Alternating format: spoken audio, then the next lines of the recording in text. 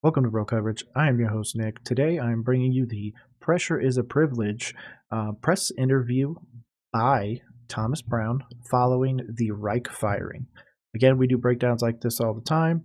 I will be playing, talking, doing all that other stuff. Going to try and wrap it up quickly, so let's just jump right into it. Hey, I thought it was all over.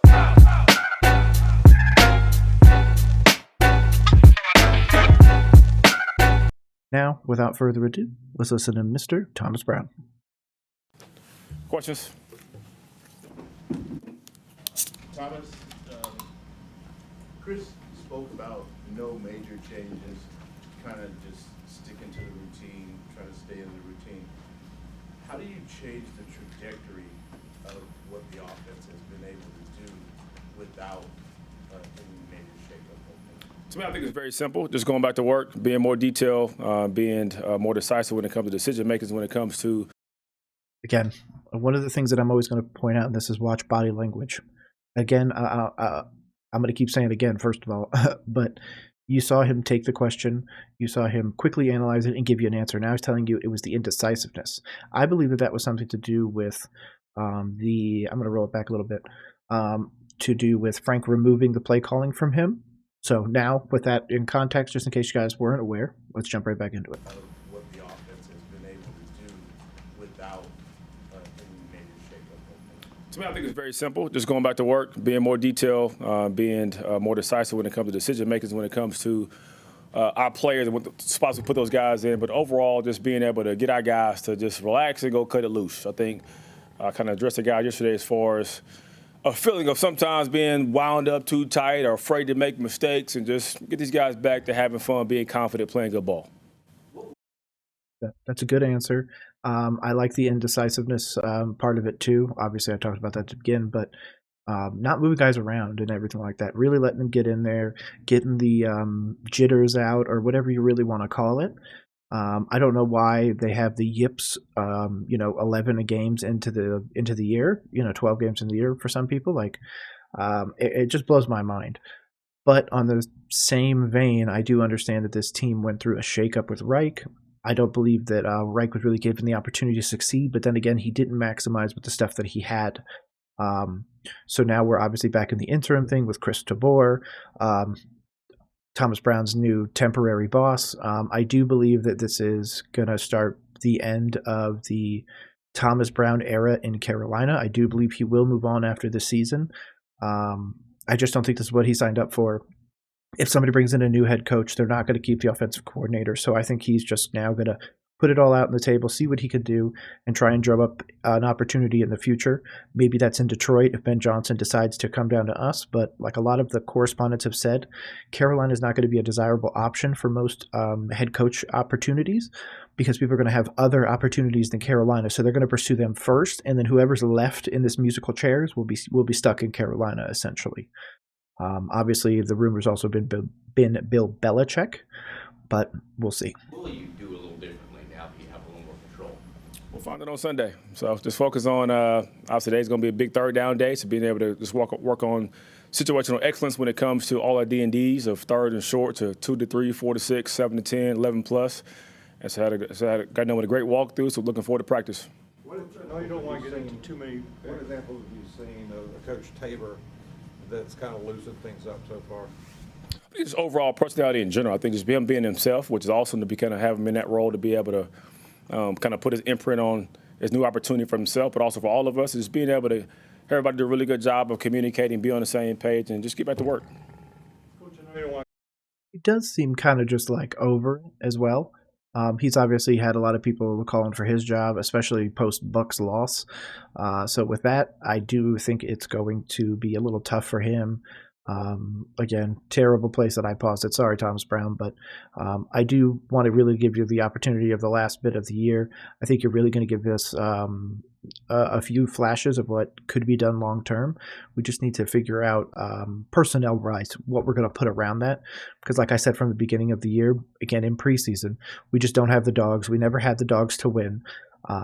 So yeah, I'm not even gonna keep beating that dead horse. Going too much of the background, but the play calling mulligan, was that one of the tipping points of Reich's dismissal? I have no idea. That's a question for somebody else. What about you personally? Was it with your relationship with Reich? How was that during the? I mean, personally, I'm always focused on my job. I think when it comes to how much time we spend together. Personally, everything I've ever heard about Reich was that he's a great person. He obviously just, in this situation with this personnel, wasn't right fit for him. Unfortunately, again, I give a lot of credit to Frank because he was our first quarterback. I give him a lot more cachet than others will give him, but I think he's a good person, but his relationship with Frank is irrelevant now. So as coaches, as players, always going to be emotions that kind of be involved when it comes to who you work with, how much time you spend with them. But at the end of the day, it's not about feelings, it's about us having a job to do. So I'm focused on that job and ready to move forward. What would you say Frank's impact was on you during your short time together?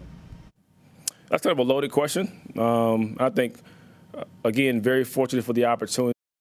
Again, loaded. I think you guys are putting Thomas Brown in a real bad situation here. I haven't been a Thomas Brown big supporter or anything like that, but man, you guys are giving him some real tough questions here. Stuff that he shouldn't be asked right now.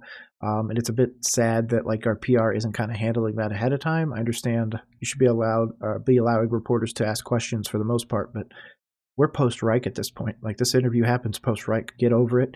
They'll do a separate one. They'll address all those questions, but these shouldn't be about Reich questions. These should be about how the team is moving forwards post Reich. So that he gave me, provided for me to first be in this role, have an opportunity to kind of work alongside him and kind of grow from that standpoint. But I think it's always a evolving process. And I just try to be reflective of everybody I'm around when it comes to what I learned, how much I absorb, and try to do a really good job of contributing to be my best every day for them.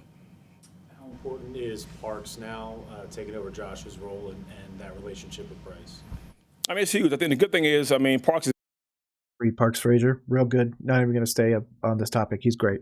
Keep moving. He's been there the entire time. So I was mainly in the quarterback room for the most part with Josh and also Parks as well. And from a game plan standpoint, there's no one I spend more time with than Parks when it comes to normal down and distance to third down to 2 minutes. So we'll still do a really good job of collaborating together as well as the rest of the staff as well. I'm sorry, just. I love that. Collaborate with Parks is to get as many minds into that offensive room as possible. We could use it. For idiots like me, just the biggest difference between moving from passing game coordinator to quarterback's coach, like in terms of assuming more responsibilities, what would the biggest responsibility be? Yeah, it's more having an opportunity to move forward into being in control of that room when it comes to the meetings, the structure, to running drills, to running practice. But as far as how we install the unit, as we kind of collaborate together, kind of for the most part, stays the same.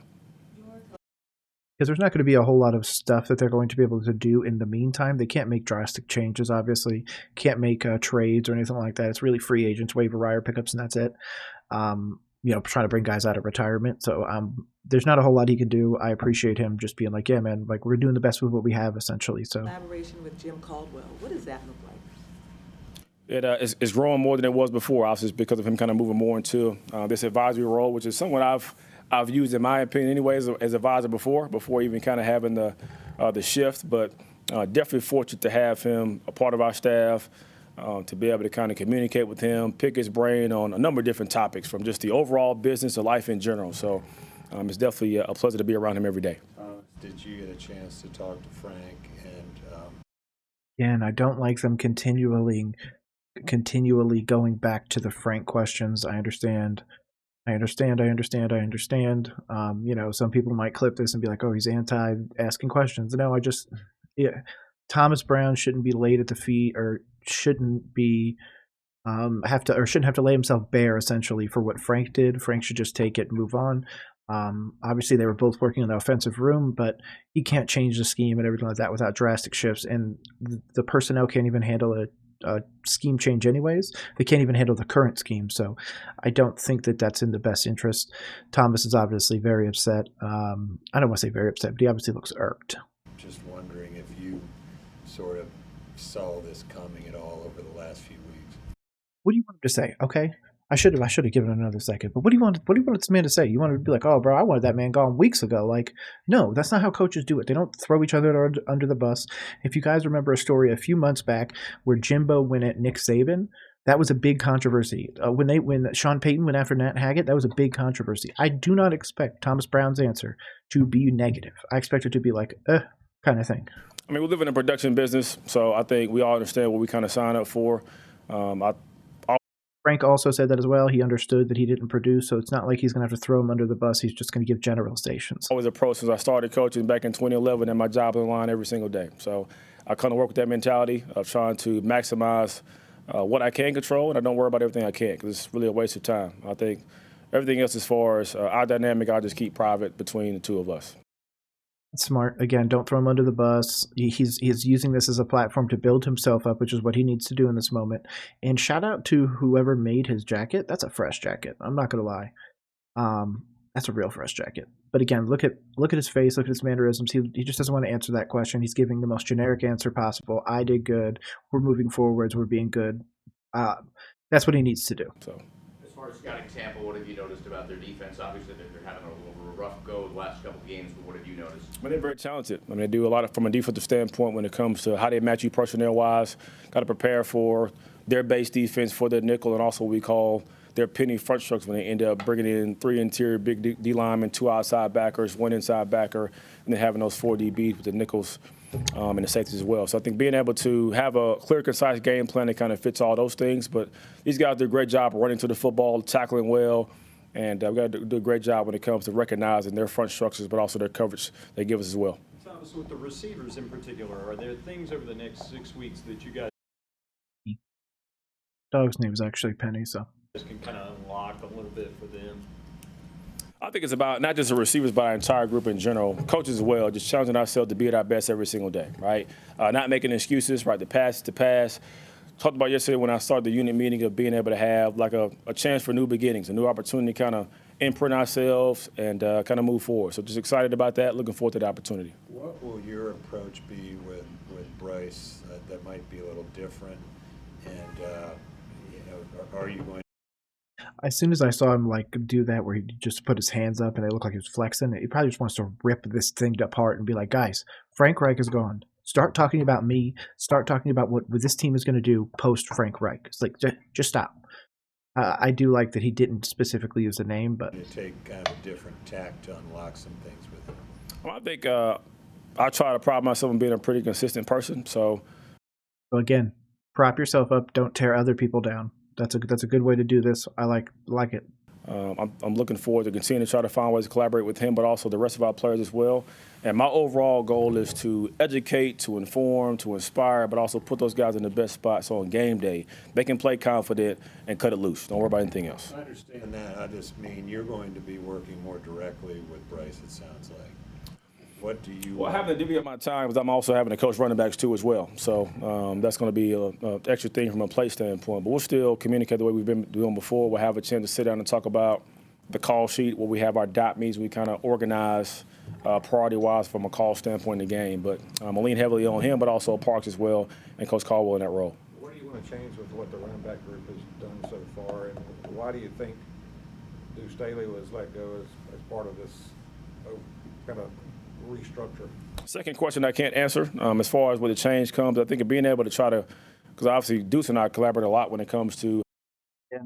You're pissing him off, or at least irking him. I don't like the way that this is being handled right now. But hey, he's got to go sit up there and answer the questions. It's just they could be handled a little bit better, and not be as pointed. That's just my opinion. How we communicate in that room, but again, just focus on being able to try to be at my best for those guys to bring out the best in them, and try to find ways to get those guys involved as much as possible throughout the entire game. Said a few times, Coach Tabor yesterday, about playing loose, the concept of playing loose. Yeah. How do you do that? What allows you to do that? Well, it starts with preparation first. Right? We live in like a pressure-driven business, so pressure is every day, but also think about pressure being a privilege. I think when it comes to stress comes from when you don't do a really good job of preparing and anticipating what pressure comes with this business in general. So I think being able to inspire our guys, be confident, be a great communicator, but stacking days to get to back-to-back when it comes to the Monday through Saturday to get ready to go play ball. So I think it's about being able to bring out the mirror from a coaching staff standpoint, bring energy, and inspire those guys to play, not carefree, but play fear-free. Again, he's answering the questions. He seems open. He's not like kind of sheltering himself off. He's not hiding his face. So overall, I really enjoy this. I think he's going to be a great head coach one day. Now isn't obviously the time, but it's going to take a little bit. But yeah, I could absolutely see this man being like a Mike Tomlin. You know, he's got the podium presence. He's got the players behind him, from what it seems. So he's got a lot going for him right now, and it's showing in this. Tabor, what examples can you give of maybe in practice or a team meeting where he's kind of brought in a joke or something lighthearted to loosen things up? Well, like I said before, I mean, Tape is himself. You guys have been around him a lot, which I love about him and his overall approach. But I think in general, he has done a great job of kind of balancing, you know, being stern, being direct, being clear and concise as far as the message goes, but also being able to have a loose environment as well. When you were in LA last year, I think it was the first game after Wilkes had taken over here. Did you kind of follow, I know you guys beat them pretty handily that day, but did you follow what he was able to do in his interim time? And is there anything from that stint that you guys would draw from? Well, I think last year is last year. I did have a chance to kind of, like I follow a lot of teams around the league, but just kind of watching, I think we caught them in the right time last year with it being the first game as far as the change comes. But identity shift, being more physical when it comes to running the football and control line of scrimmage as well. But again, last year was last year. We'll focus on moving forward for this year. It's the thing. A lot of people are like, "Oh man, well we won. You know, we went on this tear with Wilkes last year." It's like, yeah, bro. You know what's not going to happen? We don't have the same roster. It's not the same situation, same injury, same everything. So to use last year as a barometer for this year, when you bring in a new quarterback, when you bring in a whole new coaching staff, when you bring in all new personnel, it's not going to be the same because it's not the same team. It's not the same heart. It's not the same everything. If we would have kept Baker and all that other stuff and maybe traded all of our picks into this draft, that would have made more sense. Then, you know, obviously stinking this year would have been great. But yeah, you can't pretend like last year's roster is in today's and that everything that happened last year somehow also translates to this year. That's not how that works. Understanding there won't be a dramatic overhaul, but there will be changes. How do you balance making those changes without it being overwhelming on the guys and on Bryce? I think it's about being able to try to put our guys in the best spot to be successful. So I think when you talk about change, it's about what helps us to give us a chance week in and week out with the guys we have active to go win a football game. Will the new guards you guys signed, Gabe, and then bringing back Deontay, would they have an opportunity to play this week? Every healthy player we have on our roster is going to be up for discussion and have an opportunity to go compete for an opportunity to go play. What do you know about Gabe in particular? It's a large human that moves people. So, I mean, he just got here yesterday, so I don't know a ton about him, but that kind of sticks out when he walks in the room, so I do like that. You know, need some more of those types of guys? Because Deontay's kind of built the same way. Yeah. Again, I think it's about trying to find out how to get the best roster together and work with who we have. We have more than enough for sure. And inspire the group, lead the group, and again, on game day, go cut it loose. Go have fun, go play ball. Coach, can you just speak to the overall locker room atmosphere and reaction to the firing? And all their pros, it's not the first time they've been through this. How they're going into Tampa Bay? I think everybody handles it differently. That's coaches and players. But again, I think we all understand what we signed up for. We do make connections. Those are kind of tough when it comes to when there's moving parts, guys shifting in different roles. But we are together. We are united. And the guys have been upbeat from that first meeting to kind of moving forward about the new opportunities.